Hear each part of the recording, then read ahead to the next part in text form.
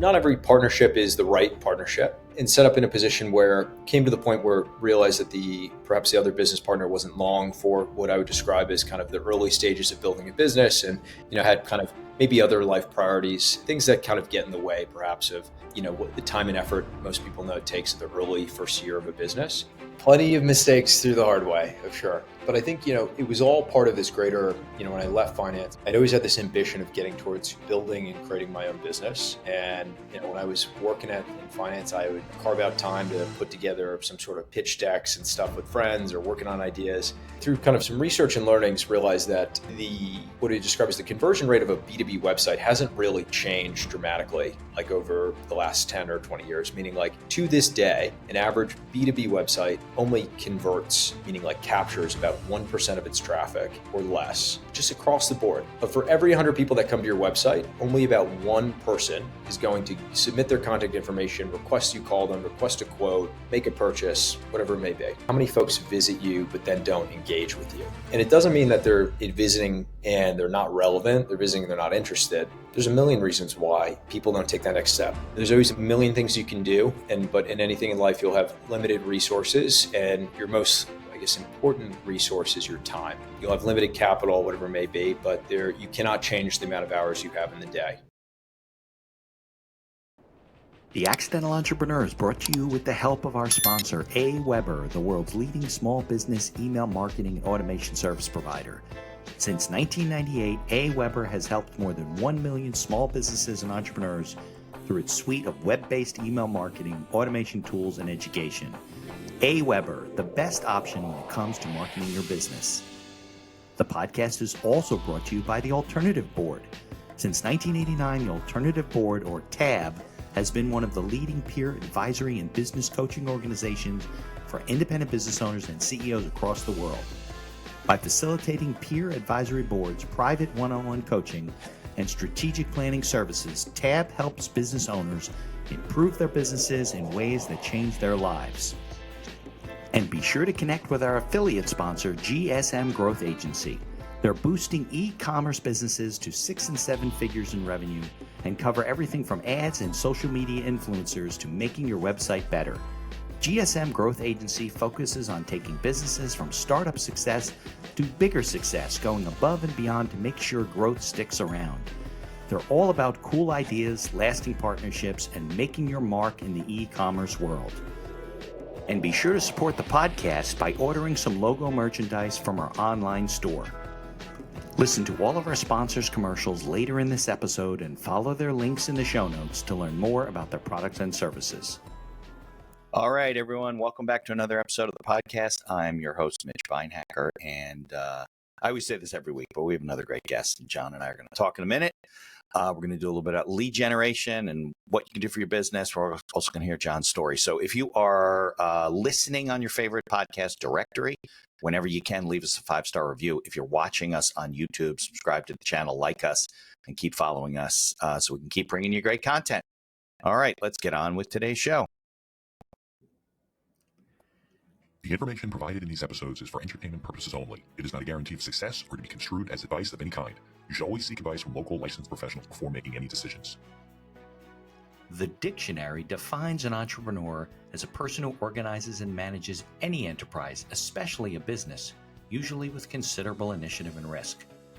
People often start a business without much choice, perhaps due to a job loss or just being dissatisfied at work, and they come up with an idea they just know can be successful. They become entrepreneurs by accident. That is to say, their success or failure happens by accident, not with intention. My name is Mitch Beinhacker. I'm a corporate attorney and a business advisor. You're listening to The Accidental Entrepreneur, my podcast about how to achieve success on purpose, not by accident. Join me along with our monthly guests, where we share our knowledge and help you get a hold of your business. And now on to today's episode. All right, John. So thanks for coming on the show. Where are you located now? Where are you sitting? Hey, Mitch, thanks for having me. I'm in New York City. I'm in Brooklyn and Greenpoint right now. Oh, very nice. Very nice. Okay, so I appreciate you coming on, and I know we got a lot to talk about, but let's talk. I know you've been involved in a lot of companies, some as a founder, You even have some things to say about Y Combinator. So maybe we can go back to, maybe not as far back as the Lawrenceville School, the early days in Jersey, but we can go back to, I don't even know what you majored in when you were at Villanova, whether that was business or not. So Yeah, sure. It's a great question. So, did my undergrad at Villanova, so spent plenty of time on I-95 and on the Garden State Parkway, going Right. back and forth. Yeah. I studied finance, but I think just similar to what you just said, I didn't really know what I was getting into myself either way, but I Right. figured it would be a nice little practical degree that I could graduate and put it to use in some Yeah. way. Some way. I think, like most people, didn't really know exactly what I wanted to do post graduation. Right. But applied to pretty much every bank, financial institution you have it that I could find. Okay. And was fortunate enough that somebody from JP Morgan happened to grow up near Lawrenceville and recognize the name, and that Jersey connection was able to Yeah. get me in the room for the interview, and that's where I started my career. Nice. Yeah, I think when I was at Cornell, I majored in economics and finance. I had no idea where that was going. I didn't want to get my MBA. I was more of an entrepreneur. I didn't want to do that. That's how I ended up going to law school. But my economics professors were like, "This doesn't really apply to the real world. This is all theoretical." It's like, so why are we learning it? Type of stuff. So I think you just kind of learn your way through it, right? I mean, when you get out in the real world and start seeing what's really going on. So Yeah, JP Morgan, you were like a trader, or you were you were in sales? What were you doing there? So I did a Analyst? couple different things, but I started as an analyst Right. and spent quite a bit of time actually in the old Bear Stearns group, churning Oh. through old paperwork of all sorts of funky clients. I think the Trumps were clients. I think people like Ivan Boesky, who got probably There you disbarred go. for insider trading, were Yeah. clients. All sorts of characters. Exactly. But that was a fun place to start my career and learn the ropes from a lot of veteran folks that had been in the industry for a long time. But hey, it's great to just get kind of practical Yeah. skill set, be in a real professional corporate environment, put the suit and tie on every day, show up at 7 a.m. and don't clock out till probably 6 or 7. But Yeah. good place Analysts, to they work you to death. Yeah. You either Yeah. leave or you move up or whatever. start that work ethic. But, and it was just great to, pay the bills, pay for the bar tabs and whatnot first few years out of school. Yeah. So then where'd you go from there? Like what made you leave JP? Yeah. So, I'll tell you what, this was probably around between 2016 and 2018. Okay. At the time, I was spending more time reading the technology section than the business section of the journal. And this was at the time when machine learning was starting to become a thing. Right. And when this concept of sort of personalization for each individual was becoming a thing. So think like Spotify, think Netflix, this idea of all of a sudden of each person could have a unique experience when it came to kind of consumer technology they used. Right. And, it wasn't called necessarily AI, or it wasn't called large language models or anything like that at the time. It was like neural nets and machine learning. Right. But to me, that felt like this was going to be the future, and not just for consumer applications, but in B2B. And that, this is something I wanted to get involved in. So took the plunge, left the safe job, went back to school at NYU to study computer science, stayed long enough just to get my bonus from work, and then jumped right into studying something I knew absolutely nothing about. Okay. But needed to kind of burn the boats there to really go all in and, So this was a be graduate? really committed. No, couldn't. Yeah. Well, you weren't a computer science major before, so this was no sort of idea what I was graduate. going to get to. Right. So I'm was not it sure a why they graduate let me in. program? Sorry? Was it a graduate program at NYU? It was, yeah. Okay. But I felt like if I was computer science undergrad exactly. major. No, Okay. I did not. They had a small section where they let folks in who did not have a computer science undergrad, Got it. where they take some folks from business and finance and whatnot as an opportunity to help them kind of to upskill and join the ranks and maybe share some of their experience in a different environment. But yeah, it was a great way to kind of go all in and really force myself to figure it out. And, particularly when the paychecks weren't continuing to roll in. But it was just enough of the right type of motivation, inspiration to get me over into the kind of tech startup world, and particularly to get into the kind of the early days of companies leveraging kind of machine learning and what is today AI. So that was like a programming degree? I mean, you learned how Exactly. to program and code? Yeah, learning how to write C++ and all sorts of languages that people don't use anymore. Right, like my son's using Python and all that kind of stuff now. It's kind of different. Mm-hmm. Yeah. Yeah. Do you know any of the new stuff? Not really. A little bit, but you know what? Many of the tools we use today can write the code for us, which is amazing. Yeah, it's ridiculous, and it's going to be even easier. You know, look, I could go to an AI bot, right, and I could tell it to write code for me, but I don't know what the hell I'm looking at. So I don't know if it's like if you went and wrote a contract yourself, right? It would sound great to you, but you wouldn't know why paragraphs should be in there or not, right? Exactly. But yeah, as we get more confidence, I guess in these AI GPT things or whatever, that we can, start to do things. But I don't know if that really eliminates, I don't know. I don't know what these tools are going to do. That's probably like another show we can talk about. So what was your first, so you didn't work while you were in school, right? You went full-time to get your full-time. I made it a semester, went looking for my summer internship. And then once again, that opportunity presented itself where I felt like I needed to go all in, found a tiny little company that had a big vision of using machine learning to personalize food ordering. And said, tell you what, this is why I went back to school. This opportunity is right in front of me. If I don't jump on this now and I stay in school for another year and a half, I'm going to regret it. And never look back. So you didn't finish the program at NYU? No, just enough to learn the fundamentals, the foundation. But I think the most important thing, it demonstrated to that CEO, that founder that hired me, that I was serious enough about this, that I was willing to, change careers, leave a job, go back and learn the material required. Right. And I think it really showed them the conviction, and it made them a believer. Yeah, so, and the true nature of entrepreneurship, where I'm giving up the academic stuff. We're doing this real time. Yeah. Okay, so do you remember the name of that company? Yeah, it was called GoParrot. Okay, and are they still around, or did they go public? They were acquired by Square. So the processing company. Exactly. Yeah, they do point of sale systems, online payments, etc. Yep. Okay. Yeah, and that was you're in the heyday right there. Yeah. Yeah. Okay, so what happened with that company? You went there to program, or you went what did you go there for? You didn't have your degree. You only had 6 months into the program. Exactly. So they just needed a hustler, really, to do everything under the sun. I think it was like 2 guys and 1 desk type deal. Right. My first day on the job was get on a plane and fly to Chicago to go to what was the largest. We sold software to restaurants, so to personalize their online ordering. Yeah. So to go to the largest restaurant trade show in the world, it's called the National Restaurant Association. They do it in Chicago every year in their giant convention center. And I got there that night, and I found my way to this Airbnb, slept on a broken pull-out cot mattress. Nice. And then woke up the next morning and stood next to a guy selling hot sauce for 15 hours on my feet. Perfect. Learning the industry of restaurants and trying to convince restaurateurs that personalized food ordering was the future.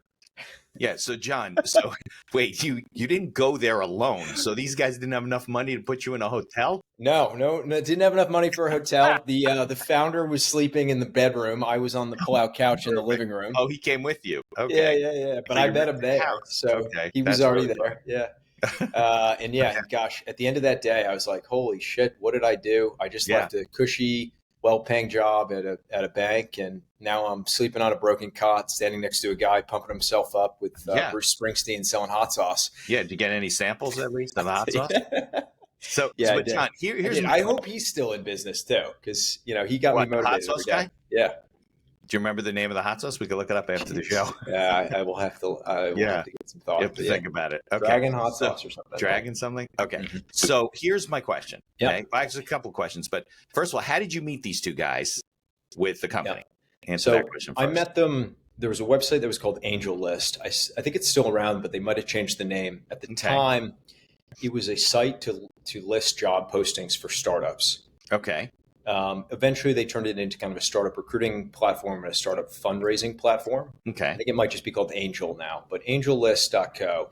And it was a place to kind of attract people who were kind of hustling and looking for startup gigs, and where small companies could stand out. Very different than like LinkedIn, where it's much more professional, kind of of course, well-known companies. Right. So you had no like referral to these guys. You didn't No. know them from Adam, Nope. except No. on this web. Not to mention they had You really are the accidental entrepreneur. thick, deep Israeli accents, and we had just came over to the U.S. to kind of start this company, and really didn't have any real serious track record of building businesses in the States. Right. Except you knew a lot of tech comes out of Israel, right? They have a huge, Yep. tech industry over there. So, okay. So these the guys over, you don't know them from Adam. They're probably not even U.S. citizens. They could be wanted as far as you know. Intense, serious guys though. They were no joke. They were out of their very intense military unit that was responsible for all their kind of AI. And they were older than you, right? They weren't young guys like you, right? Yep. Yeah. They were in their kind of, I'd say, mid 40s, maybe 50s. Yeah. Okay, so you join this company. You don't know these guys. You find them online. I hope they were at least paying you some money. They couldn't afford a little bit of money. Not a lot of money. It was a 50% pay faith cut in this story. Yeah, there's a lot of freaking good faith. Okay. Yep. So, but you are doing one thing, right? You're getting a ton of experience because you're really walking into the mouth of the dragon. Okay. Absolutely. So they were selling software, right? That managed restaurants' online menus or something? Yep. So it was for what I would describe as their website online ordering. And so when you think back, not even that long ago, like 10 years ago, maybe the only company that had a website you could order from was like Domino's or maybe Pizza Hut. Yeah, and there was no DoorDash or all this stuff. And maybe, seamless web at the time existed, but you wouldn't go to your local coffee shop or pizza place's own website and order from them. Right. They didn't have that. It was really pandemic. They really pushed all these guys over the hump. Yeah, exactly. Little guys. But yeah, they had maybe a pilot customer. They didn't have much they had a functional product and not really many customers when I joined. But that was the idea, is that, every website, just like every retail store, should have their own digital commerce, because if you're a pizza shop, people should come to your website and order from you. They shouldn't go to DoorDash and force you to pay a 30% commission to DoorDash from order from you. Right. So, and this was like a Snap-on module, almost like Instacart, right? To your website. Absolutely. And you don't have to then, you guys manage the back end, basically. Exactly. Yeah. Okay. So they're a startup. They got no customers. You don't know what the hell you're doing. You're sleeping on a couch in Chicago. I like to paint the picture here. Probably getting high on hot sauce that's floating around the air. So did something happen that trade show? You made connections and contacts and had opportunities? Well, you get enough reps, you start to figure it out. So we did, we convinced some people that maybe they should take some meetings with us. So we did eventually figure it out. There was one moment of weakness. I will say that they do happen. At one point, the CEO gave me a stack of I want to say maybe 1,000 flyers and said, go hand these out around the convention. So I stood at the door of the convention, and as people came in, I would, to convince them to take the flyer, I'd say, welcome to the trade show, because the flyer had our booth number. It just seemed like everybody's supposed to take one. They just thought it was part of the gig. So sometimes you just got to kind of blend in a little bit. Yeah, that's smart. Truly hustling at the front door. Yeah. I think I handed out about 500 and finally just said, screw this. I'm pretty sure I went and tucked the other 500 in the trash can. I just couldn't do it anymore.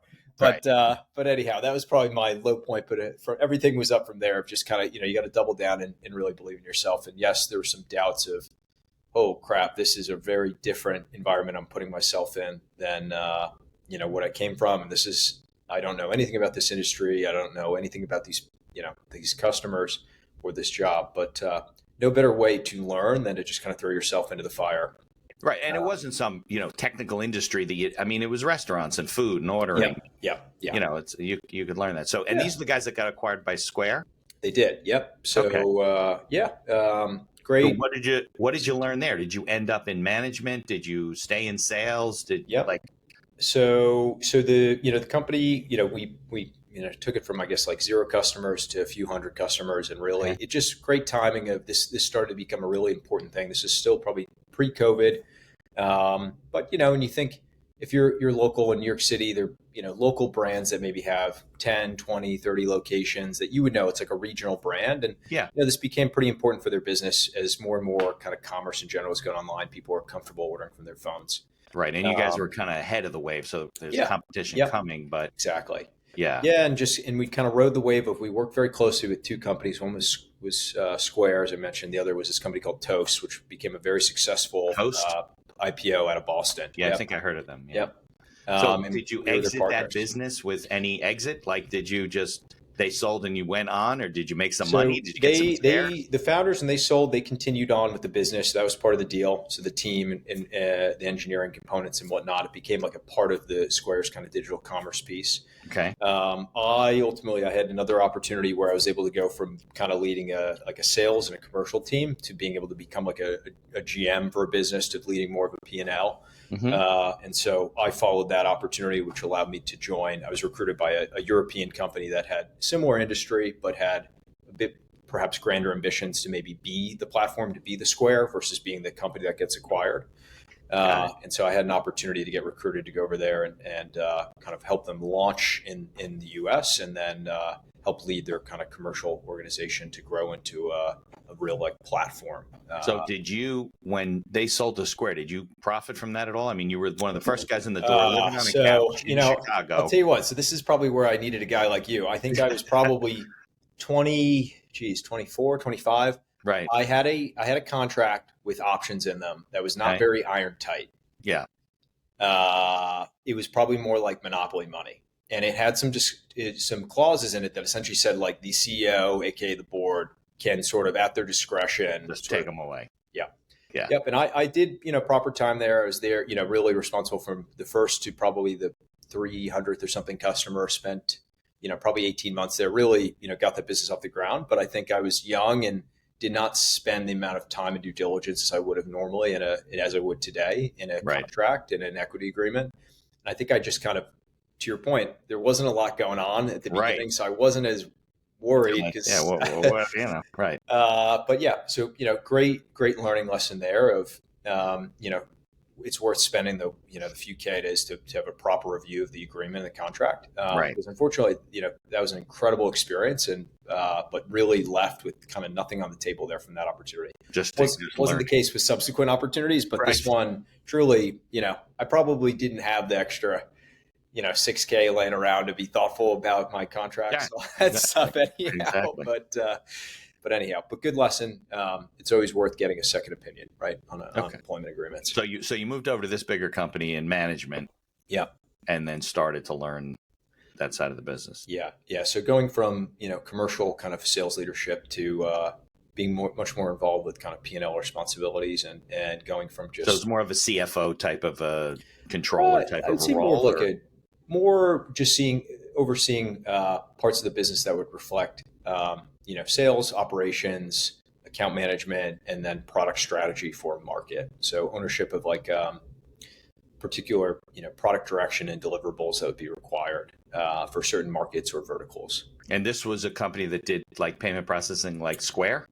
Yep. So they did kind of the full stack for restaurants. They did everything from in-house to their point of sale systems to their online ordering, and then all of the kind of digital things that we've seen grow in the past few years. So whether you love them or hate them, things like digital kiosks. So if you go to, McDonald's, mobile apps, so if you want to pre-order your coffee, things of that nature. Right. Dunkin' Donuts stuff. It's about bringing that technology to everyone that wasn't like a Fortune 500 company. So how can you make this technology accessible to, regional brands, local brands, you name it, so they can take advantage of the same sort of cost savings, efficiencies, and just kind of consumer experience that, Dunkin', McDonald's, et cetera, is providing. Which we kind of take for granted now that everybody...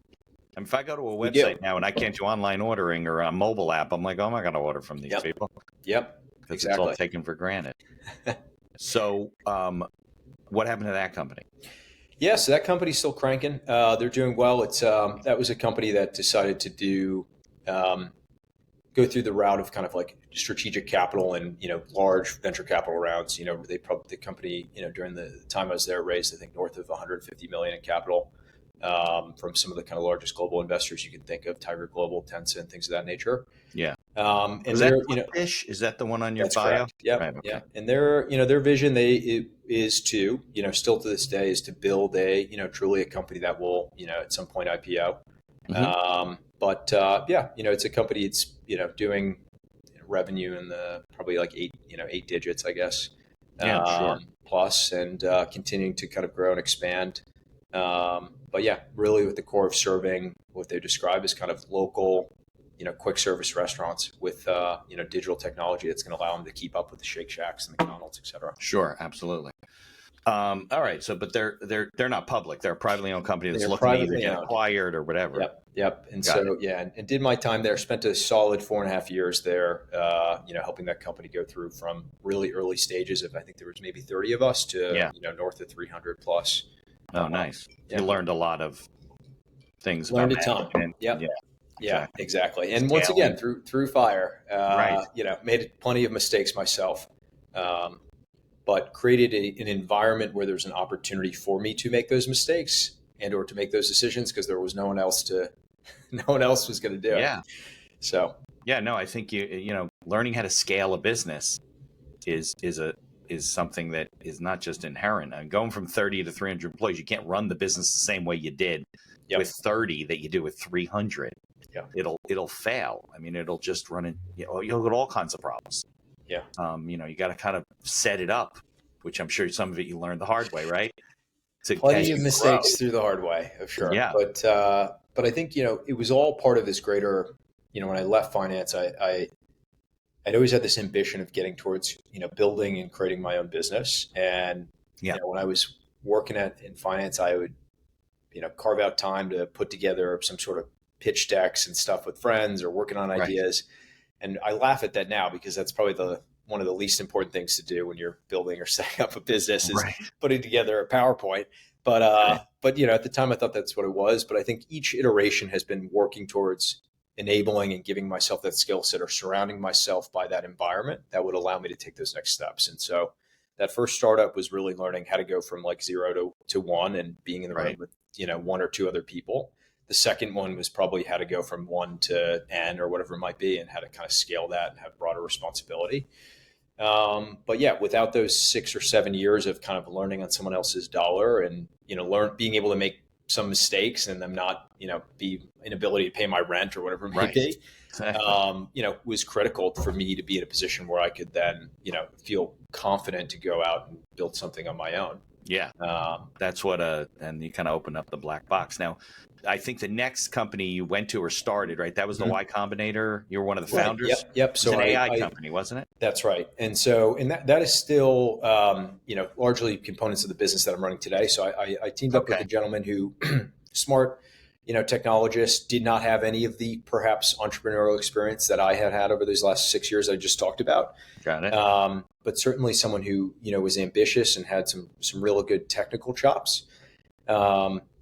And he had gone through Y Combinator and, brought me into that business and which gave me interesting exposure to learning what that system and that process is all about. Y Combinator is really unique in that it creates a community of folks that really kind of similar to an alumni group of a university or a school or whatever it may be, of folks who are willing to support and help one another.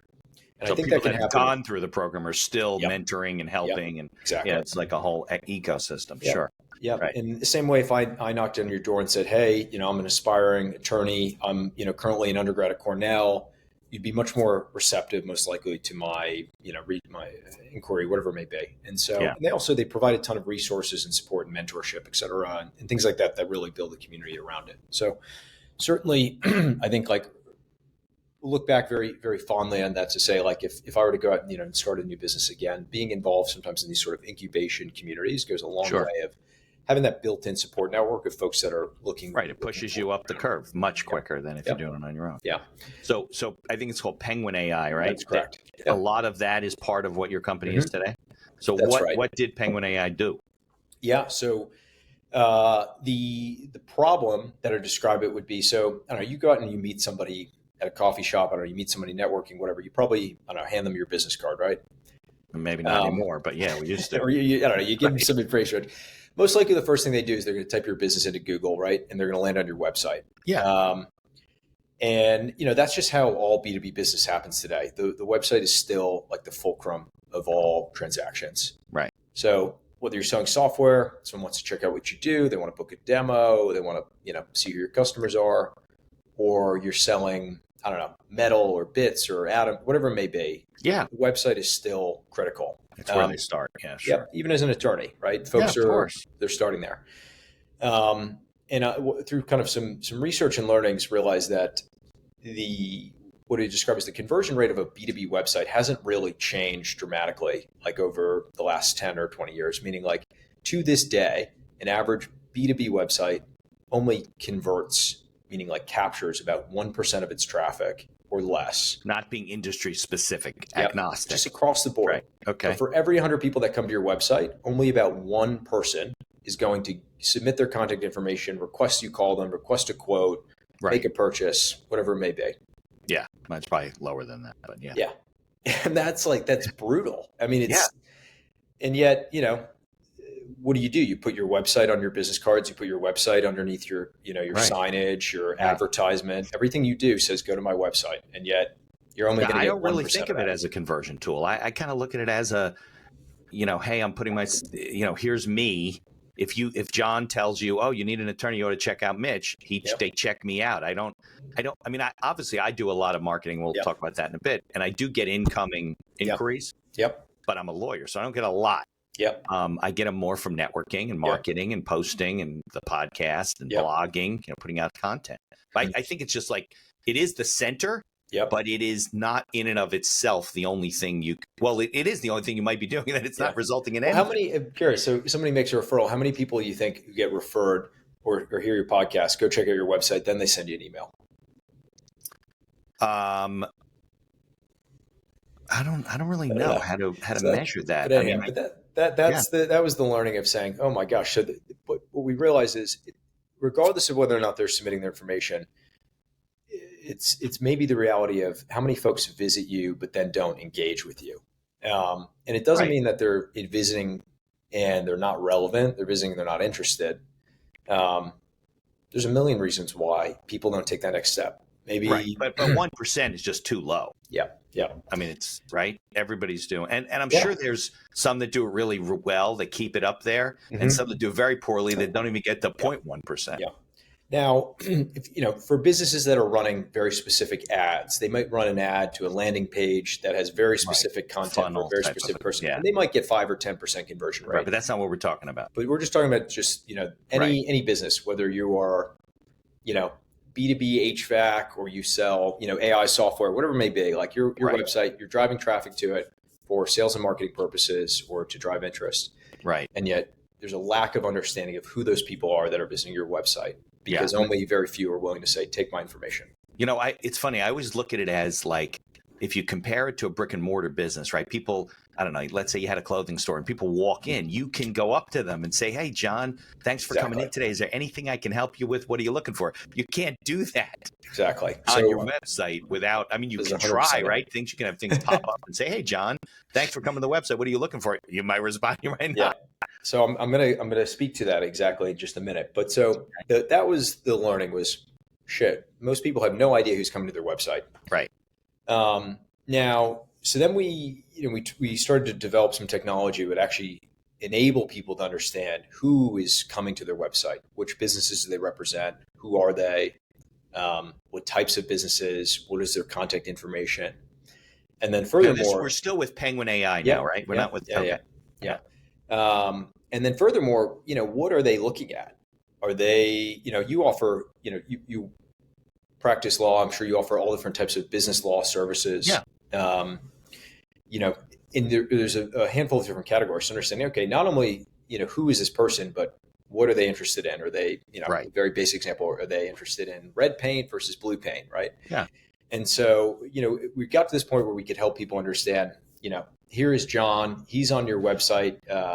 John is, he's got a commercial, construction company, and he's specifically looking at red paint for exteriors or whatever it may be. It's like a very basic example. And so that's sort of the technology that we've developed to kind of fill and create this picture of who is the person visiting and understanding what pages they're looking at. So you have this understanding. And exactly what you just said before, it's the same way as if you walked into a store and you're in a, we'll just go back to a consumer experience. You're in a retail store, you're looking at clothing, right? Could use a paint store. And you're looking at shirts. I wouldn't come up to you and say, You want a pair of pants? Come over here. Look at these pants. Exactly. You'd be like, I'm looking at the shirts. What are you talking about? Exactly. And Right. so that is those two pieces were they're the real big unlock here of It's the disconnect. identity, Sure. and then like understanding of like interest and what's relevant. And then, combining these two pieces with the concept of the language models that have really evolved recently, Right. you can now essentially have personalized conversations with each individual who is relevant and interested in a way that's relevant, contextual, and specific to them. Got it. So I guess the early, very simple stages of this was when you go to a website, and they do this at law too, right? The Yep. PI attorneys, whatever. Yep. A chat bot pops up, says, hey, welcome to the website. What can we help you with? And it's a Yep. very generic question. Yep. All right. So I'll tell you what, let's take a quick commercial break, and then let's keep talking about this stuff, because I find I'm always dealing with the analytics, and I don't understand any of this stuff. I'm a lawyer, and I think for business owners, it's an important topic. We'll talk more about it. All right. So let's take a quick break, and then we'll come back. Cool. Here's a word from our sponsors. Looking to market and grow your business? Or perhaps you're just getting started and want to hit the ground running? AWeber is the best choice for online email marketing and automation of your business. From maintaining a subscriber list to drip campaigns and landing pages, AWeber gives you tools and integrations that make marketing easy and fun. As our partner and sponsor, we use all their tools to promote the podcast and market our law firm. AWeber, the best alternative for online marketing. For over 30 years, the Alternative Board, or TAB, has built a thriving community of forward-thinking CEOs and business owners who want to radically improve their companies. Through unique combinations of one-on-one business coaching, participation in monthly TAB board meetings with other non-competing owners, a suite of strategic tools, and customized strategic planning workshops, TAB membership can deliver greater strength to your business and a better work-life balance for you and your family. All packaged in a streamlined and affordable service that the people at TAB invite you to try risk-free. Are you struggling with managing advertising due to a lack of time or expertise? Perhaps you're facing challenges in scaling ads for your store. Are you feeling lost when strategies have no success? GSM Growth Agency is your reliable partner in overcoming these business challenges. Feel the impact of collaborating with a team dedicated not only to short-term goals, but also to building long-term partnerships and achieving sustained success. Embark on an exciting journey to redefine the possibilities of e-commerce and create a legacy of unparalleled excellence. Take decisive action now. Follow their link in the show notes to receive a complimentary audit of your Shopify store conducted by a GSM expert. Propel your e-commerce game to new heights with GSM Growth Agency. Follow the link in the show notes to learn more about all of our sponsors. And now back to our show. All right, John, we're back. Yeah, I think this is a good topic. So I don't get a lot of incoming traffic on the website. Like people don't, but I do get some. And then some people will send me these inquiries through the website. A lot of them are crap. And then I'll say, how did you meet me? And they might say, well, John DiLoretto referred me. Yep. And okay, great. And here's a link to my calendar. Let's set something up. And they have a business need. Yep. But a lot of times they'll cancel the appointment and say, oh, I found another attorney. Like I didn't move fast enough. And I'm always thinking like, well, what could I have done to convert that person or to weed them out quicker or whatever? So I'm interested in the whole large learning model there. Yeah. And so, I think, okay, so what we talked about is now you know who's on your site and what they're interested in. And if I took that information and handed that spreadsheet to, I don't know, a business owner or a sales rep, a marketing team, they could potentially have hundreds or thousands of those a day. And they just would not have time to actually go through. Now, could we tease up a few of the most interesting ones, the largest potential cases, opportunities, whatever it may be? Sure.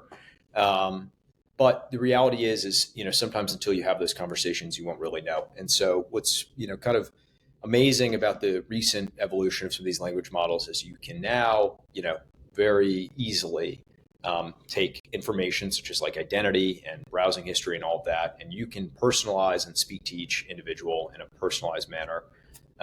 That's going to ultimately, have a higher chance of converting, getting a response, starting a conversation than if I just said, hey, do you want some pants? As we said before. And so that's really kind of what we're focused on as a business. I think, historically, big Fortune 500 companies had access to technology that could help them understand who's on their site. And they had really complex marketing teams and funnels to help divide up every different type of use case and segment and all this stuff.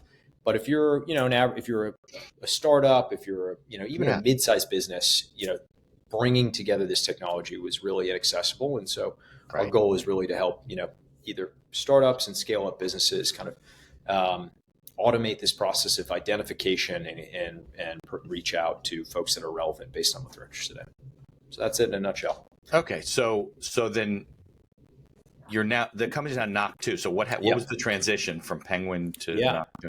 Well, I'll tell you what. So not every partnership is the right partnership. Many partnerships I have in law that survived and worked. I don't think any.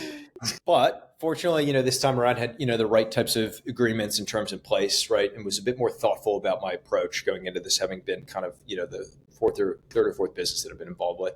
And set up in a position where, when it came to the point where realized that perhaps the other business partner wasn't long for what I would describe as kind of the early stages of building a business, and had kind of maybe other life priorities and things that whether it's getting married or whatever, maybe things that kind of get in the way perhaps of what the time and effort most people know it takes in the early first year of a business. A lot. Yeah, you work harder than presented an opportunity for myself to essentially acquire the assets of the business and to recapitalize it into an entity where I could really steer the vision forward. Got it. So you basically bought him out, took the assets, started the new company. Exactly. And that's, sometimes that's the cleanest path forward, and it's it makes all parties kind of happy, and it's okay. Yeah. But from a small business acquisition point, it's the only way to go in my opinion. I mean, we've done some stock purchases when there's something involved that it's hard to transfer, like government contracts or things like that. But yeah, generally you want the assets, you don't want the liabilities. So who knows what this guy was doing, right? Yeah, exactly. So was it you that founded Knock 2? You have other partners now? Correct. So, we have a team, but truly, kind of the sole owner of the business today. Okay. I think, I've seen it happen in all different ways. Like I said, I saw the crazy, super high venture rounds, things of that nature. And one example, I've seen people bootstrap, and I think, fortunate to see all different ways to build a business, and, very excited about kind of building this business on our own terms this go around. And I'm sure perhaps at later stages, there might be appropriate times to tap external capital, but in a way there's been no venture capital, no angel investment. Yet. We've been fortunate where we haven't required it. Running a software company today with AI, you can do a lot more with less, I would say. Yeah. I'd say the output that any given engineer can produce now versus even just 3 years ago has significantly increased, in that an engineer can now kind of prompt or ask an AI coding assistant to build a lot of the functional and fundamental code they need for any given project that we work on. Yeah, they don't have to start with a blinking cursor on a blank screen. Yeah, and it's funny, a lot of the work that gets done, even though it may look different on the front end, a lot of it is almost like you're copy and pasting over other pieces of code. Of course, that's how I do documents. I don't rewrite every paragraph. Exactly. I have a whole library of stuff I use. Yeah, exactly. So similar with engineering and coding, not all that different. So not having to start from scratch each time. So what's your business structure? Is everyone virtual? Do you have an office out in Brooklyn where people sit and work? We've got an office in Midtown Manhattan. Okay. We're fortunate actually. So once again, leaned in, love the idea of being part of communities at the early stages of building. We're part of this great program called Grand Central Tech. Okay. If for anyone, I guess that would be listening to this, that is, it is. Yeah. Oh, but it's an incubator with really great terms. They don't take equity.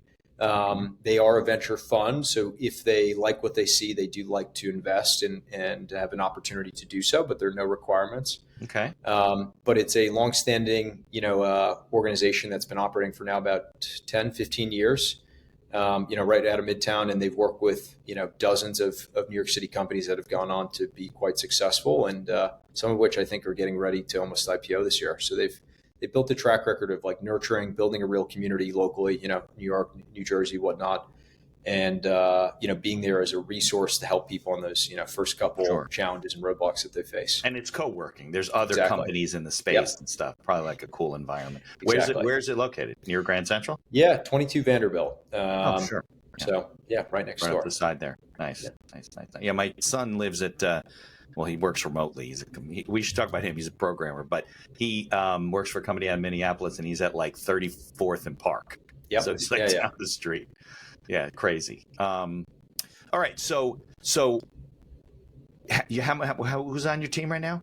How many guys? We've got a few engineers. Okay. We have a CTO, and then we have some help on our kind of go-to-market operations front. But the business today, we describe it as relatively asset light. A lot of people can get started themselves. They don't necessarily need to book a demo. Right. You can get started on the website, which is great. So Knock 2 is a software as a service. It's not, you're not Correct. consulting and building. Not consulting. So small business. truly, people, when they sign up, they add a little snippet of code to their website. Okay. And that snippet of code will give them full visibility on who's coming to their website, what they're looking at, et cetera. And we've got tools built into the platform that they can filter down to just, I just want to speak to businesses that are in real estate, or I just want to speak to businesses that sell software that are, have between 100 and 500 employees, whatever it may be. And with that information and context we have on their company, we can automate the retargeting and engagement of those visitors. So, for example, they can proactively send an email maybe 2 hours after they visited to perhaps speak to the specific products they were looking at, offer relevant customer examples that are similar to them, and start that conversation. The same way that if I submitted my information to you, you'd probably look at my profile, see, that I submitted an inquiry for business law, and then you perhaps might reach out and reference your work with other business law clients. But this automates the process. We can fully automate it. So we like to think of it as, you might spend on any one, you have to get the inquiry. So now you don't need to. We can tell you who comes even if they don't inquire. Two, we have this opportunity to save you that research period. Maybe spend 10, 15 minutes thinking, okay, what's this business? What's the use case? And then even just the handful of minutes it takes to write an email or two. And so ideally, we save the average person hopefully anywhere between 20 to 30 minutes per customer we identify that's relevant for them. So that could be, dozen hours in a given week easily. So without getting too under the hood, because it gets into trade secrets and stuff. Yeah, sure. A potential customer or somebody visits your website. They haven't put their information in the system, right? They haven't asked, any kind of inquiry. They haven't, entered the mail. How do you identify them? I mean, there's a couple ways we do it, but it starts with their IP address, which is essentially like their digital mailbox. And that information is readily available when they visit, and that is associated with their, their IP address of the session that they're browsing from. And that, with addition to some other identifying information, there's essentially, you have like your internet profile, which is similar to your mailing address. And if that internet profile has ever consented and opted in and provided your information to perhaps other companies or other publishers or networks of which we work with, when you visit, if that information is kind of on file, we're able to produce and put together that profile. Database. Yep. And so, a lot of this information can be publicly available or accessible. It's not necessarily, but it's really about kind of reining in and taming in, billions and billions of data points in a way that you can actually produce something that's relevant and interesting. Not just knowing that, you're on a Mac or a cell phone or you're based in New York City. We actually can say, this is Mitch, this is his law firm. He's based, here in New Jersey, and here's some information about his law firm in terms of maybe employee count, revenue, et cetera. Sure. So, is any of it like just algorithms that are kind of guessing at things, or is it all based on hard data? So, data is always changing, right? Tomorrow you could close up your shop, you could open up a new shop, and so, to the best of our ability, it is always, accurate and up-to-date data, but we're living in a constantly changing world. And so, people will always be changing jobs. You might hire a new person today, et cetera. And so, everything is a bit of an estimate, I would say. But for the most part, for an average business, the way that we help them do is really just filter down to focus on just who's relevant. So like I said, if you're just selling pants, if someone, comes and they're, looking for shirts, we're not going to, there's no reason for you to reach out to those. So we're going to kind of avoid all those folks and just focus on the people looking for pants. Got it. So, and for a small, like a law firm like me, I got a virtual paralegal, I got a virtual assistant, that kind of stuff. how cost effective is it for someone? Because that's your marketplace, right? You're trying to reach the small business owner. Yeah, I mean, so we've got customers that Subscription service? range from anywhere between 10 employees to probably 3,000 employees. So there's a range.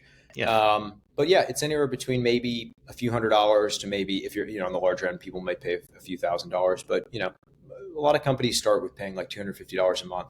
Yeah. And it's really just to give them the understanding of who's coming, who's visiting their website. And then for, a little bit more, they can automate the outreach and the retargeting.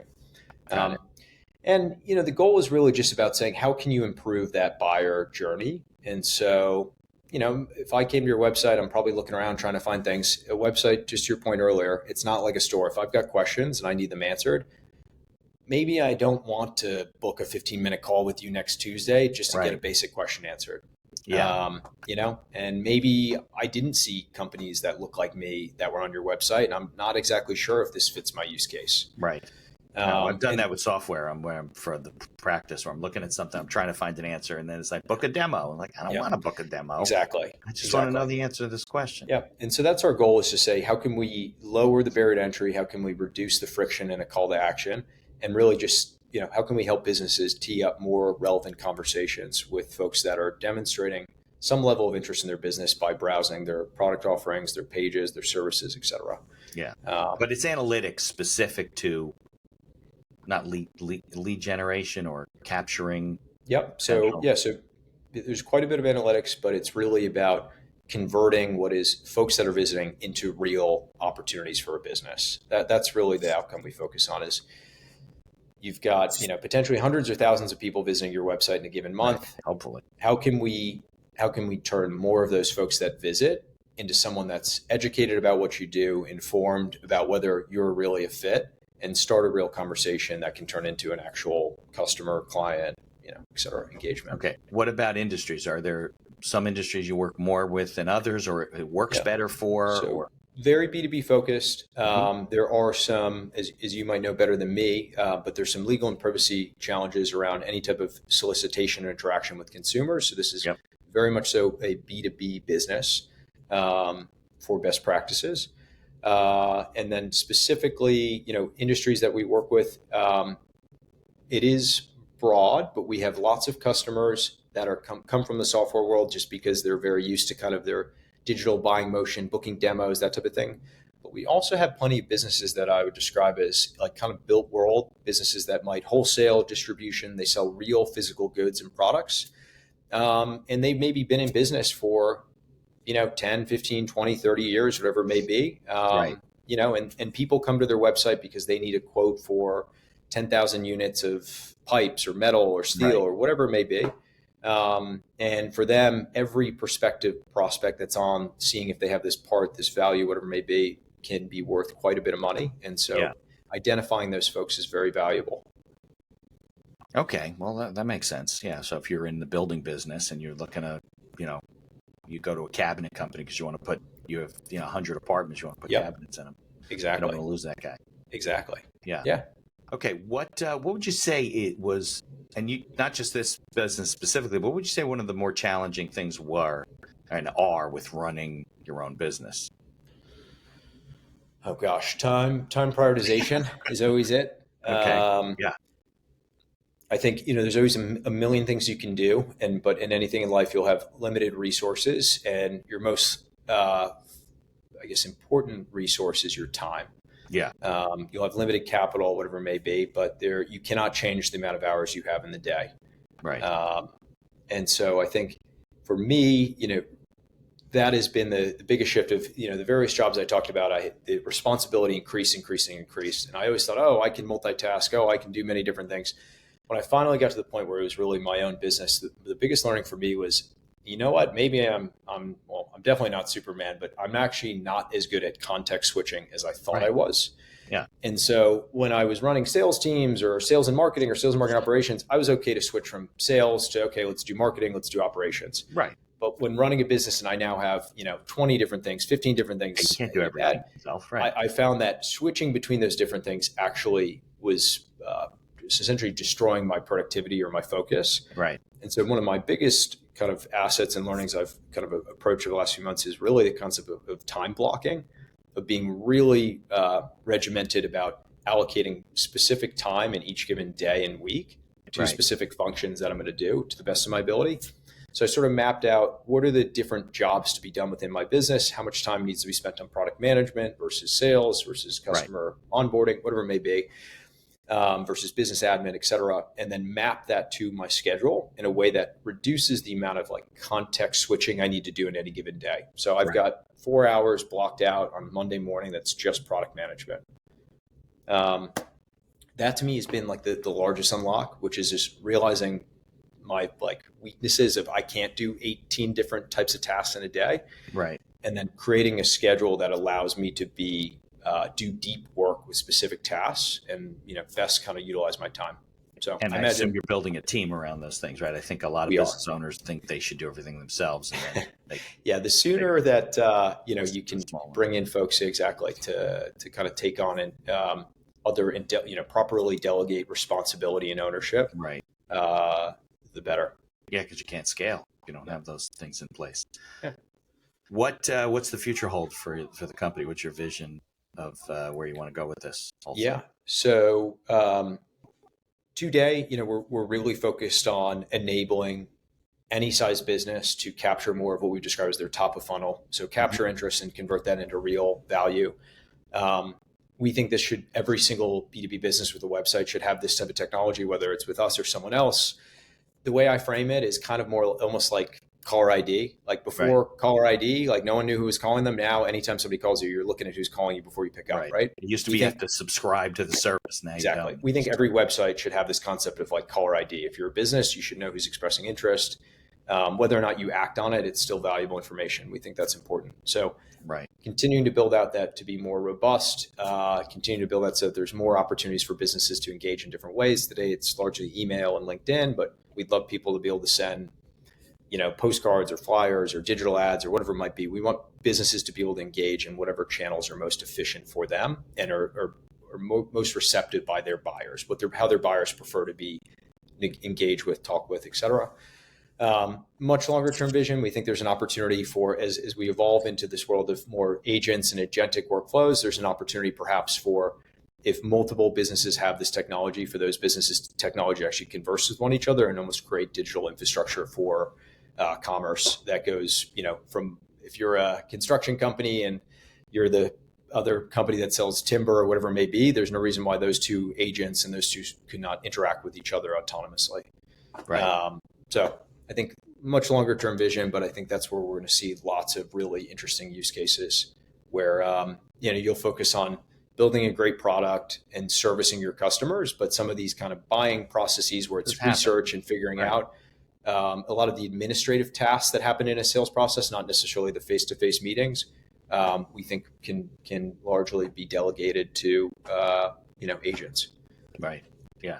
So is the technology real time? Like if I'm using the system, does it tell me, oh, John just got on your website and he's looking for this? So it's not like you get a report at the end of the day and then you just yeah. So you can be active, assuming somebody's sitting there. Yeah, just like anything, as you know, the sooner you follow up with somebody who submits their information, the higher likelihood of them to be willing or interested in working with you. And right, of course. If I'm looking for an attorney, I probably submit on 4 different websites. Whoever hits me first, I'm most likely going to have very common. Yeah, exactly. And then I could say, John, I see you just visited our site. What can I help you with? And that type of stuff. Interesting. All right. Well, I appreciate you coming on.